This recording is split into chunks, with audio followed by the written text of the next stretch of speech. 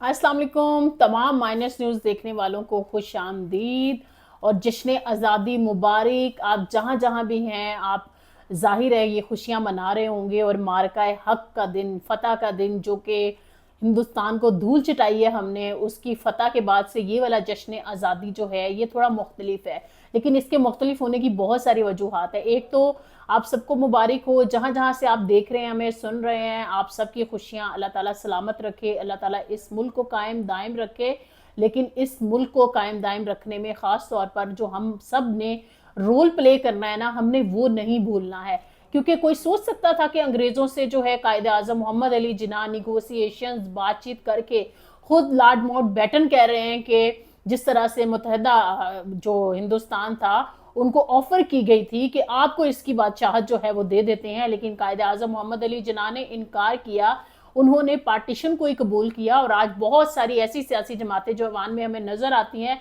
वो शायद उस वक्त चाहती थी, उनका मानना था कि जी अल्लाह की ज़मीन है और ये तकसीम नहीं होनी चाहिए। लेकिन मवाक़ात मदीना के बाद से ये पहला मुल्क है जो मुजज़ाना तौर पर दुनिया के नक्शे पर एक जो कलमा है ला इलाहा इल्लल्लाह उसके नाम पर बनता है। और क्या है, बानी पाकिस्तान कायदे आज़म मोहम्मद अली जिन्ना, जिनको ये ताना दिया जाता था ये सेकुलर हैं। एक अगर जो ताना देने वाले हैं ना, उनके लिए कह रही हूँ कि वो कह रहे हैं ये सेकुलर है, और सेकुलर आदमी ये डिमांड कर रहा है गोरों से, अंग्रेजों से, जो कि रूल कर रहे हैं, कॉलोनी बनाया हुआ उन्होंने हिंदुस्तान को, बरे सगीर पाको हिंद को, उस वक्त तो ज़ाहिर पार्टीशन से पहले बरे सगीर कहलाता था सब कॉन्टिनेंट को। और वो कह रहे हैं कि नमाज पढ़ने की आज़ादी नहीं है, हमारी मजहबी प्रैक्टिसेस की आज़ादी नहीं है, हम मुख्तलिफ हैं, हिंदू मुख्तलिफ हैं। ये मैं थोड़ा सा दो कौमी नज़रिया पर बात कर रही हूँ। लेकिन हमने देखा कि जिन दीगर मज़ाहिब के मानने वालों को उस वक्त ये महसूस हुआ था कि शायद हम इस मुल्क में जिना के पाकिस्तान में पुरअमन तरीके से रह सकते हैं, उन्होंने भी आना वहीं गवारा किया। ये जो पटाखों की शायद आपको आवाज़ आ रही है ना, ये खुशी के पटाखे हैं।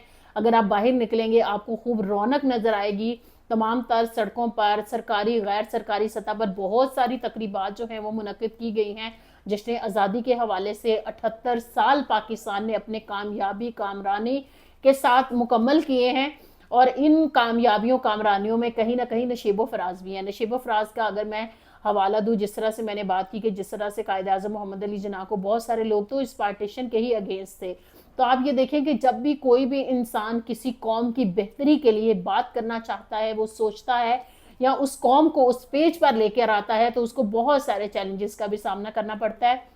मैं बात करूंगी, अगर हम बात करें इस मुल्क में जमहूरियत की, जो कि एक निज़ाम कायदे आज़म मोहम्मद अली जिन्ना ने दिया था, फिर उसको लागू करने के हवाले से चाहे क्या में पाकिस्तान में, आज मैं चाह रही थी कि थोड़ा सा उस पर भी बात कर लें कि बहुत सारी खवातीन जिन्होंने बेपनाह मेहनत की। आप सारे उन अलीगढ़ बरादरान से आगाह हैं जो हमारी टॉप लीडरशिप थी, मैं वो नाम शायद रिपीट ना कर पाऊँ, लेकिन आज मैं कुछ खवातीन को जो है वो ज़रूर ट्रिब्यूट पेश करूँगी। और मैं जिक्र करूँगी बी अम्मा का, जो कि बी अम्मा साहिबा जो अब्दी बानो उनका पूरा नाम था। और उन्होंने जिस तरह से, जो आज मैंने आपके लिए नोट्स तैयार किए ना, आप हैरान रह जाएंगे कि अब्दी बानो किस तरह से अपना रोल प्ले कर रही हैं क्या में पाकिस्तान के लिए, जो कि आप जो हैं मौलाना शौकत अली और मौलाना मोहम्मद अली जौहर की वालदा मोहतरमा, और आपने बतौर कहते हैं कि बहू के तौर पर भी पर्दे में रहकर घर घर में जाना। और जिम्मेदार, जब मौलाना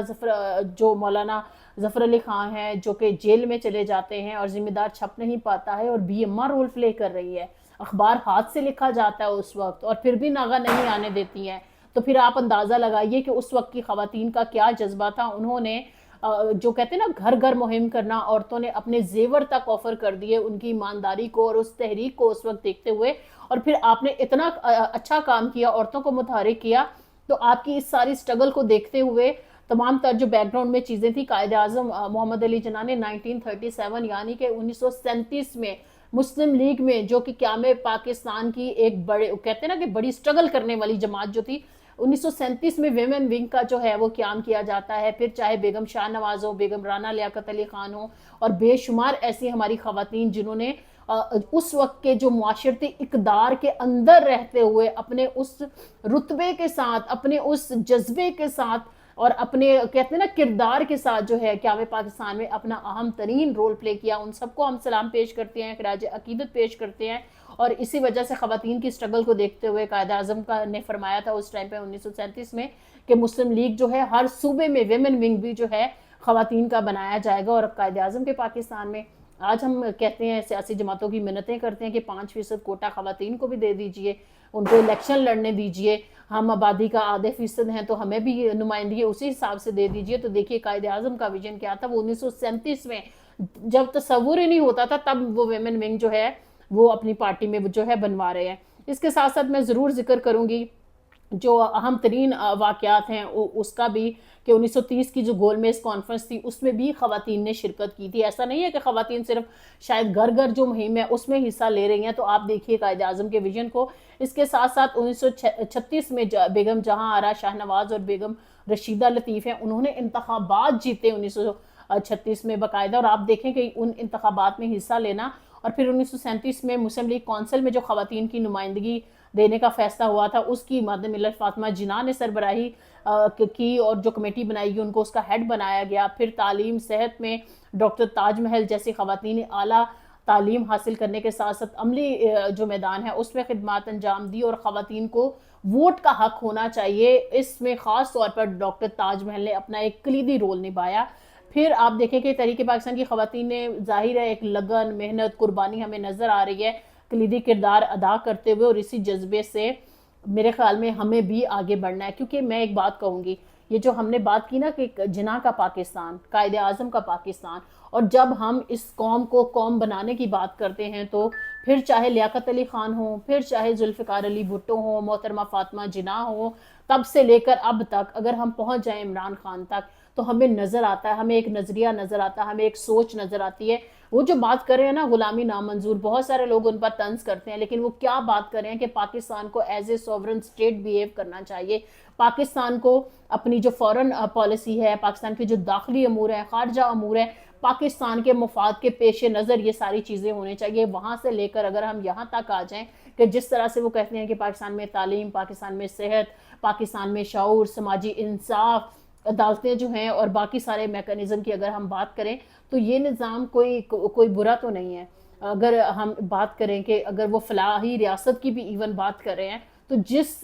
مذہب کے نام پر یہ ریاست وجود میں آتی ہے، اگر اس کو ہم امپلیمنٹ کریں گے اور اس روشن خیالی کے ساتھ امپلیمنٹ کریں گے جو کہ اسلام میں بھی اجتہاد ہے کہ ظاہرہ بدلتے ہوئے زمانے کے ساتھ نئی قانون سازی ہونی ہے اور کرنی بھی چاہیے، تو ہمیں نظر آتا ہے کہ شاید پھر کہیں نہ کہیں عمران خان کو مجرم، ملزم، آپ کچھ بھی کہہ دیں، پھر شاید یہ باتیں اور یہ بیانیاں بنانے کی کوشش کی جاتی ہے. میں دیکھ رہی تھی سوشل میڈیا چونکہ ہر چیز کو اچھال کے آپ کے سامنے لا رہا ہوتا ہے. جی عمران خان جیل سے باہر آیا تو بڑی خانہ جنگی ہو جائے گی، عمران خان نقصان دہ ہے. کہنے کی بات یہ ہے کہ عمران خان کہہ کیا رہا ہے، کیا اس کو سمجھیں آپ تو کیسے خانہ جنگی ہو جائے گی، کیسے عمران خان جو ہے ملک کے لیے نقصان دہ ہے. اسی طرح سے قائد اعظم محمد علی جناح کو، یہ میں پولیٹیکل کمپیریزن کر رہی ہوں ایک شخصیت کا، ان کے کام کا، کہ ان کو تنقید کا نشانہ بنایا جاتا تھا، کبھی ان کو سیکولر کہہ دینا، کبھی ان کو کچھ کہنا، لیکن دیکھیں وہ کام کیا کر کے گئے ہیں. اور عمران خان کے بارے میں تو شاید بچہ بچہ بولتا ہے، جس طرح سے گھر گھر میں بہت سارے لوگ یہ بات کہتے ہیں کہ عمران خان نے ہمیں شعور دیا ہے، اور کچھ لوگ اس کا مذاق اڑاتے ہوئے بھی ہمیں نظر آتے ہیں.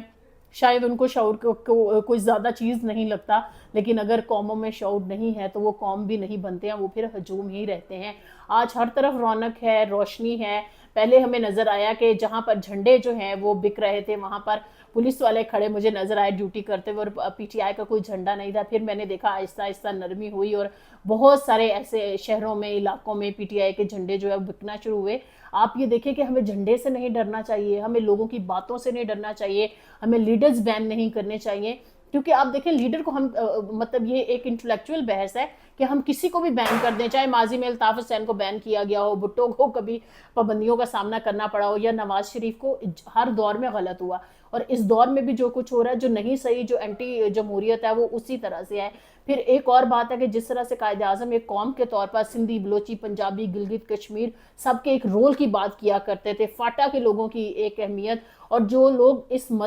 جس مذہب کے نام پر یہ ملک جو ہے وہ دنیا کے نقشے پر نمودار ہوتا ہے، وہ اس مذہب کے فالوور نہیں ہے. تو 11 اگست کی تقریر میں وہ کہہ رہے ہیں کہ تم لوگ تو آزاد ہو اپنی اپنی عبادت گاہوں میں جانے کے لیے. مطلب کہ وہ یہ نہیں کہہ رہے کہ یہ صرف مسلمانوں کے لیے ملک بنایا گیا ہے. اگر ایسا ہوتا تو اس وقت کے سکھ، عیسائی، ہندو اور دیگر جو مذاہب کے ماننے والے ہیں وہ کیسے پاکستان میں شریک ہوتے. اور پھر ہم دیکھتے ہیں کہ دیگر مذاہب کے ماننے والوں کا ایک بھرپور کردار رہا ہے، چاہے ہمارے دفاعی محاذ ہوں یا دیگر محاذ ہوں، ہمیشہ انہوں نے ایک رول نبھایا ہے. میں یہاں پر ایک اور اینگل پر بات کروں گی جو میں نے بیچ میں تھوڑی خدمات بتائی بھی ہیں، خواتین کا قیام پاکستان میں کردار، اور خواتین کی کو اگر ہم جس طرح سے میں قائد اعظم کی بات کر رہی تھی اور ابھی جو سب سے زیادہ زیر اعتاب لیڈر عمران خان ہے اس کی بات کر رہی ہوں، تو یہاں پر میں بات کروں گی محترمہ فاطمہ جناح نے جس طرح سے اپنی پوری پولیٹیکل سٹرگل کی ہے۔ ایک چیز مجھے انفارچونیٹلی نظر آتی ہے، جو کہ لوگ عورتیں جب سیاست میں آتی ہیں تو پھر ان کی کردار کشی ان کا وتیرہ بن جاتا ہے، چاہے مریم نواز کی بیشنگ آپ کرتے ہیں، چاہے آپ بشریٰ بی بی کی بیشنگ کرتے ہیں، چاہے آپ علیمہ خان کو برا بلا کہتے ہیں، تو پھر آپ کی سیاست جو ہے نا سوری ٹو سے وہ نظر آتی ہے کہ نہ آپ میں سیاسی پختگی ہے، نہ آپ میں سیاسی شعور ہے۔ پھر آپ اپنے آپ کو تھوڑا سا آپ گروم کریں، آپ تھوڑا پڑھے لکھے تو پھر آپ کو سمجھ آئے گی، کیونکہ اس مشکل ترین محاذ پر جب خواتین آ کر، چاہے عمران خان کی بہنیں جو ہیں وہ اپنے بھائی کے سے ملاقات کے حوالے سے، ان کے کیسز کے حوالے سے ان کو باہر نکلنا پڑا اور وہ آتی ہیں، اور جس طرح سے پولیٹیکل لیڈرشپ ان کو کہتے ہیں نا ٹھنڈے اے سی کے کمرے میں ٹاک شوز میں بیٹھ کر ان کو نشانہ بنا رہے ہوتے ہیں، تو ان کا شاید مقصد یہی ہوتا ہے کہ وہ اس چیز کو ڈسکریج کریں، لیکن میں سلام پیش کرتی ہوں کہ وہ بھی بالکل ڈرتی نہیں ہے، وہ روز جو بھی سکیجول دیا جاتا ہے اس کے اکارڈنگلی وہ وہاں پہنچ رہی ہوتی ہیں۔ کل بھی ہم نے بڑے برے سینز دیکھے تھے کہ کبھی ان کو قیدی وین میں بٹھایا جا رہا تھا، پھر رات گئے اندھیرے میں ان کو چھوڑا گیا، ورکرز کو ساتھ جو برا بھلا سلوک کیا جاتا ہے۔ تو کہنے کا مقصد یہ ہے کہ اگر کوئی قوم کی بات کرے تو اسے ہمیں نشان عبرت نہیں بنانا چاہیے، اور اگر کوئی خاتون جو ہے سپورٹ کرے، انکنڈیشنل سپورٹ کرے، تو میرے خیال میں وہ کوئی بھی خاتون ہو، چاہے مریم اب بطور بیٹی اپنے باپ کو سپورٹ کر رہی تھی تو اس کے بارے میں جو ٹرولنگ کی جاتی تھی، اگر اب علیمہ خان جو ہے وہ عمران خان کو سپورٹ کر رہی ہے تو اس کو برا بنا دینا، اور محترمہ فاطمہ جناح کو تو ہم نے ایک رول ماڈل کے طور پر دیکھا کہ کس طرح بانی پاکستان قائد اعظم محمد علی جناح نے ہمیشہ ان کو شانہ بشانہ اپنے ساتھ بھی رکھا، اور یہ ایک بہت بڑا پیغام بھی تھا جناح کے پاکستان کے تصور کا کہ خواتین ساتھ ساتھ ہوں گی، اور اپنی بہن کو ساتھ رکھنے کا مقصد ہے کہ یہ بھی سمجھ آتا ہے کہ یہ ایک باعزت شعبہ ہے، اس میں کوئی برائی نہیں ہے۔ تو آج کل شرم نہیں آتی ان لوگوں کو جو کہ ایکس پر بیٹھ کر، باقی جگہوں پر بیٹھ کر ٹرول کرتے ہیں، چاہے خواتین سیاست میں ہوں، صحافت میں ہوں، ان کے بری جو ذہنی سوچ ہے اس کی عکاسی ہو رہی ہوتی ہے۔ تو میرے خیال میں جناح کے پاکستان میں اس چیز میں بھی بدلاؤ آنا چاہیے۔ اس کے ساتھ ساتھ اگر ہم بات کریں تھوڑا سا سماجی انصاف کی اور دیگر مسائل کی، تو میرا نہیں خیال ہے کہ اس میں کوئی قباحت ہے، کیونکہ ایک چیز میں یہاں پر ایڈ کرتی چلوں، ہم نے پچھلے دنوں دیکھا کہ اللیگل جو مساجد کے حوالے سے نوٹیفیکیشن آیا، مولانا فضل الرحمان کا جو گروپ ہے انہوں نے خاص طور پر اس چیز کی مذمت کی، اور ایوان میں بھی آج جو گن گرج ہے مولانا فضل الرحمان کی وہ ہمیں سنائی دی۔ انہوں نے کہا کہ اگر مساجد گرائی جائیں گی، کیونکہ اس چیز کو لوگ اس چیز سے بھی ریلیٹ کریں، اگست کا مہینہ ہے، جیسے ہم 14 اگست قیام پاکستان اور ان ساری چیزوں پہ بات کر رہے ہیں، تو آپ یہ دیکھیں کہ جو کلمے کے نام پر ملک بنا، وہاں پر اگر مسجد گرائی جائے گی تو سوال اٹھیں گے، خبر بنے گی، پھر مولانا بھی بولے گا، سب بولیں گے وہ اگر اللیگل تھی تو اللیگل زمین پہ بنائی کس نے اور بننے کس نے دی، یہ سب سے بڑا سوال ہے۔ پھر اس کا مطلب یہ ہے کہ سرکار کی رٹ اس وقت کیوں نہیں حرکت میں آتی جب یہ سارا کچھ ہو رہا ہوتا ہے، لیکن اس کا دوسرے اینگل پہ ظاہر ہے پھر نیوز بنے گی، پھر آپ کو سرکار کو میرے خیال میں سوچنے کی بات ہے، اور مولانا نے بھی الٹیمیٹم دے دیا ہے۔ انہوں نے کہا کہ اگر مزید کسی مسجد کو انہوں نے گرانے کی کوشش کی، جو مساجد بن چکی ہیں وہ اللیگل نہیں ہیں، وہ ڈینائی کر رہے ہیں اس چیز سے، اب دیکھنا یہ ہے، یہ حکومت کی بڑی آزمائش ہوگی کہ واقعی میں اس معاملے کو اس طرح سے ٹیکل کر پاتے ہیں نہیں کر پاتے ہیں۔ جس طرح سے میں خواتین کی بات کر رہی تھی اور خواتین کے سارے عملی رول کی بات کر رہی تھی، کچھ خواتین پریس کلب کے باہر بھی بیٹھی ہیں، اور گورنمنٹ کوشش کر رہی ہے کہ پارلیمانی جو وفد ہے ان کے پاس بھیجا جائے۔ اس میں پاکستان تحریک انصاف کا ایک کلیدی کردار ہے، پی ایس سی کے جو چیئر پرسن ہے جنید اکبر، انہوں نے ایوان میں برملا بات کی ہے کہ ایک جو کمیٹی ہے وہ بنائی جائے، چاہے اس کو جو Tariq Fazal Chaudhry P M L N کے لیڈر ہیں جو کہ سی ڈی اے اور کیڈ کو دیکھ رہے ہیں وہ اس کی سربراہی کریں، چاہے